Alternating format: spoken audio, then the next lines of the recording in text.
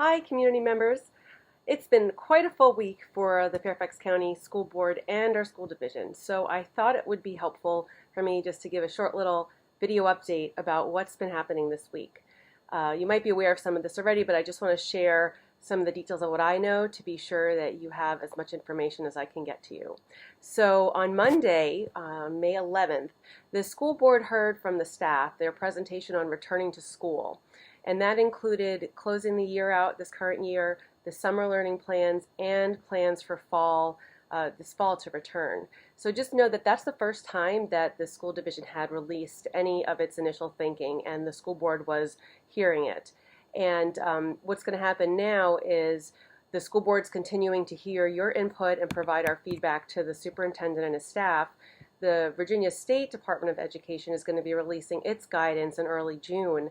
The school board will then have another public work session for you to see and hear what is next being proposed. And then decisions need to be made by the end of June so that the school division can start planning for fall and whatever that may be. So that presentation is public. It's on the school board's page. If you go to the fcps.edu, school board, and then look at our meetings page, you'll get a link to board docs, which you can pull up any documents that are shared. And I'll post that link here as well in my comments once I post this video. But there are three scenarios for that the district is considering. So one is that school discontinues virtually. One is that there's a return with social distancing practices in place, and that includes cleaning practices and health and safety practices. And the third is that realizing that only a portion of students will return based on various needs. So I do just want to quell some concerns that I've heard from the public, which is, concerns about doing a morning class and an afternoon class. I haven't heard that.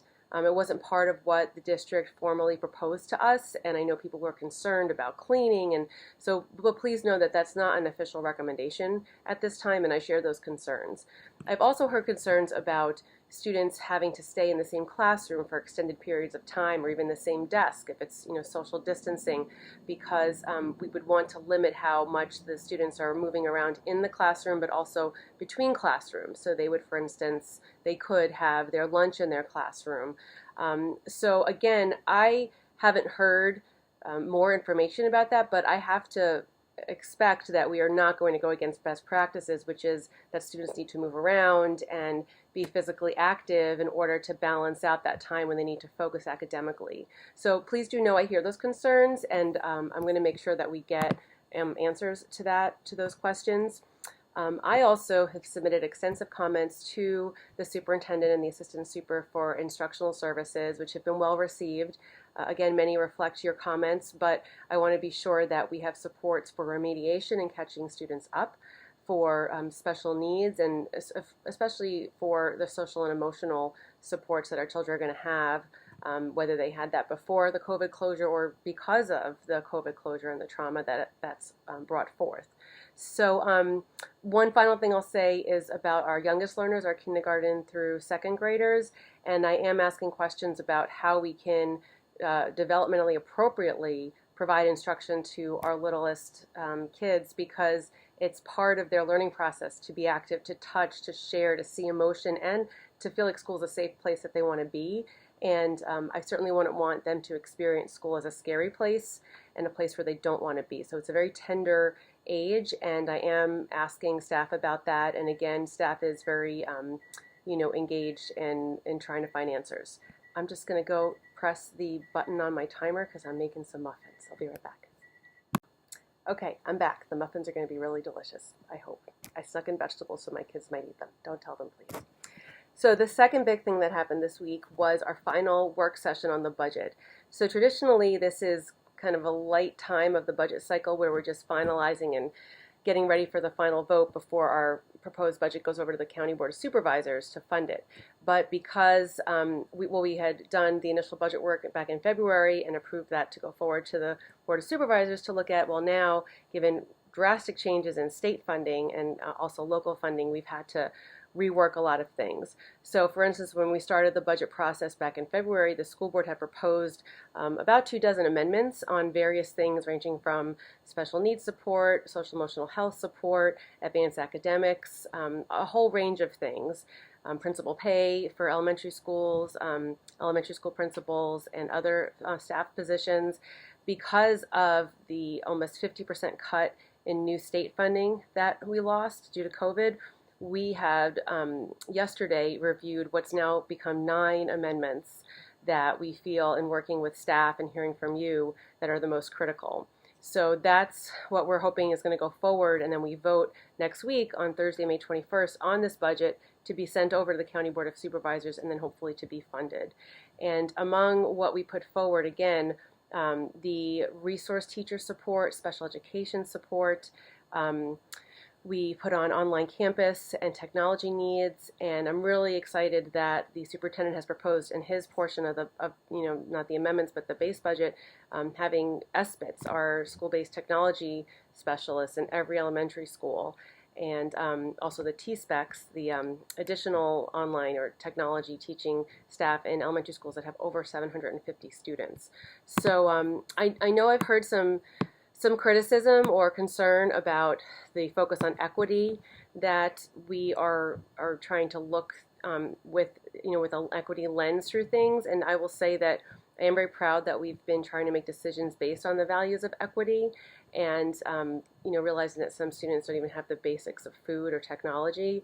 But I do want to mention that, and this is in the presentation on slide 4, that most of our investment in these extra strategic initiatives that are being put in the budget does go towards achievement. So it's a very $11.9 million total that we're looking in these strategic initiative investments. 5.5 is around achievement. So then we also have equity, social, emotional, and workload for staff. So please do know that though we talk about equity because it is so front of mind, we are always concerned with achievement and success. I just know from research and in real life that students and staff can't do their best if they're stressed and anxious and hungry, or just don't have the proper tools. So that is why equity is such a big part of our conversations. Moving on, for the last portion of Monday's meeting about graduation was tough, because so many of us know how important graduation is for our students and families to celebrate, this lifelong achievement. And the reality is that it's just not safe for us to do that right now. So, and I know there was comparisons in other jurisdictions around us.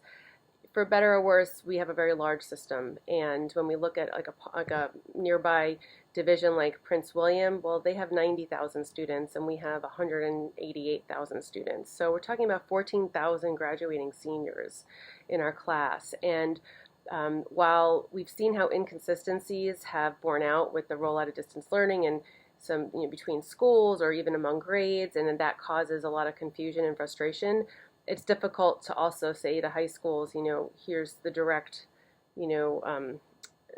orders basically, or the direct circumstances with which you can, figure out your own thing. So what had been decided is what our deputy superintendent proposed after much research and feedback, and we again gave lots of feedback via you, or from you, is a video compilation to celebrate graduation for schools, and then students can come for a photo in their cap and gown with their diploma and a few family members. So seniors have gotten that email, and then finally, in the fall, the division will assess the health risks and see if there can be some kind of in-person celebration.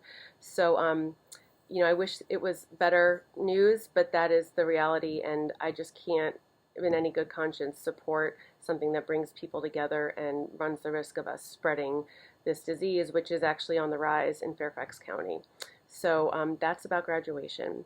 I just want to mention some other things that are coming up that I'm part of particularly. One is on Tuesday, May 19th, the Public Engagement Committee of the School Board, which I chair, will be meeting for the first time since our first meeting in February of this year.